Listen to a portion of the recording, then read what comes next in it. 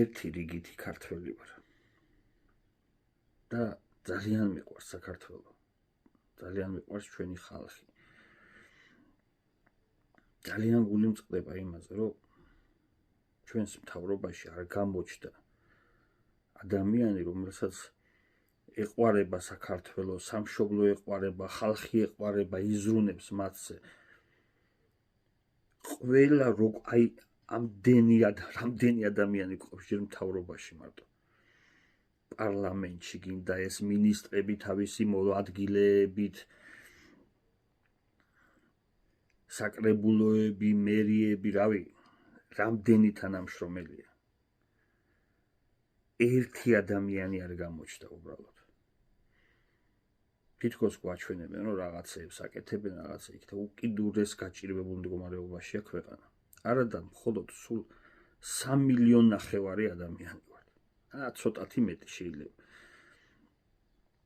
და ქვეყანას აი ისე რომ 3 მილიონი ადამიანს იყოს უზარმაზარი რესურსი აქვს, რომ ქვეყანაში მშიერი ადამიანი არ იყოს. მარტო 2 დიდი პორტი გვაქვს. ლარსის გამშვები პუნქტი, ტრანზიტული. იქ არ ვიცი, შეიძლება ბევრი ნამყოფია ყაზბეგისკენ, რამდენი ტრაილერი დგას გზაზე, რიგში. სუსაცობებია. ბაქო-თბილისი ჯეიხანი ავიღოთ. და ხალხი არის მშიერი ქვეყანაში. რატომ? იმიტომ რომ მარტო საკუთარ არ მინდა ცუდი სიტყვები გამოვიყენო, სავარძელზე ფიქრობენ. ყოველ წელიწადს თუ არა, ყოველ მეორე წელიწადს ავტოპარკი იცვლება.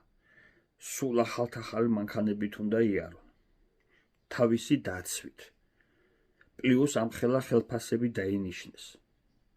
კორუფცია არაო იძახიან და კი დავიჯერეთ, კორუფცია არა.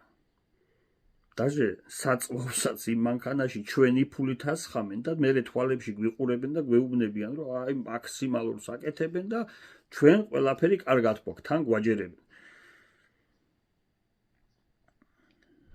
მაგრამ დამიჯერეთ, სააკაშვილსაც ეგონა, რომ აი სუ იქნებოდა. მაგრამ ბატონობით ძინა.